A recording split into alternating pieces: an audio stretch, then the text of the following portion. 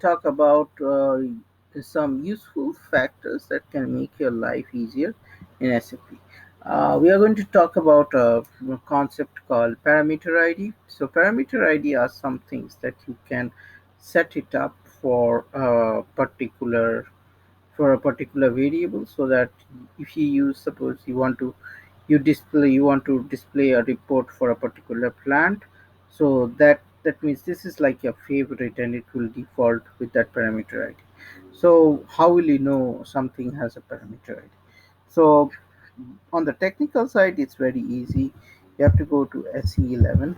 Okay, if you go to SE11, and suppose you know want to see the parameter ID of plants. Okay, so I go to works, the plant I know, and if I go to the component, the data element, there will be something here. That's the parameter ID, WRK. So now you might say, what is that? Does it mean anything to me? So let's show you something. What it does do is, suppose I go to ME2N, 2N or ME2M, something. Let's see. Here we will have something called plant. Here is the plant. So here it's not populated something. Okay, now what I'm going to do is, I go to SU3, that's the transaction, and everyone should have access, and you can only maintain for yourself unless you are a security person. So here what you will put, WRK, and here I will just put 1710, probably that's the front. So you can see, so this is my default. Now what I'm going to do is, if I now go to ME2N,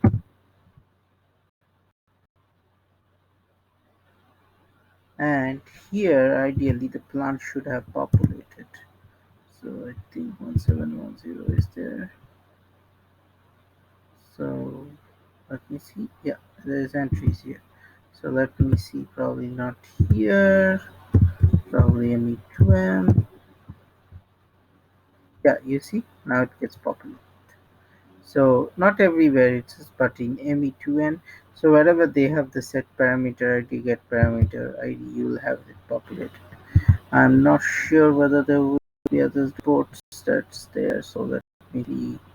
Purchase or reports. There's a bunch of reports I checked once, and here you see again it's there. So this is very useful, and you can build it now. Suppose you want to see you want to see the parameter ID if you want to do some purchasing group thing. So you can click on F1. You can go to the data element. You have to go to the data here. You can see the parameter EKG. So we will play with some again just to make sure this also works. Okay, so we will find parameter ID here, purchasing group, get the data from. Okay, so here is, we have the plant, you have the PO. If I double click, can I get it to the purchase order number? Yeah, you can go, and here the purchasing group is 001.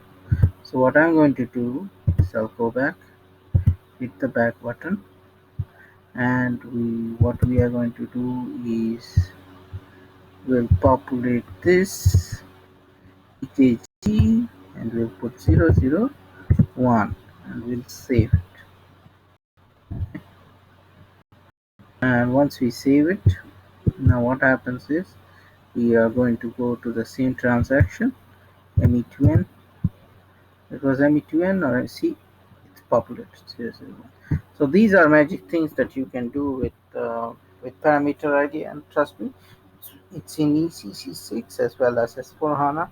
And in order to see all the parameter ID that is there, you can go to SE3 transaction code, and you can just do, go into parameters, and here you can search with stuff. So if you want to see tax related stuff, because lots of time you want to select a tax indicator or something. So if you want, you can find something. Suppose I want to search for tax. and probably it will take some time. And here you can see XTX, you can select tax indicator. So by default the tax indicator would be set. So you might say, what is that? So what I can do is I can click select XTX, okay, and I put here X. So what basically it does, so first I will click this XTX, my tax indicator. Now if I go to FB60, okay, I'll put a company code here, 1010. So here you see this text button is unchecked, right?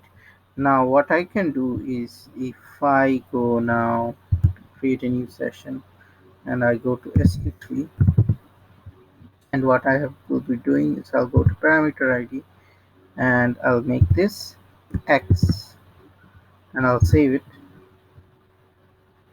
We'll create some magic now.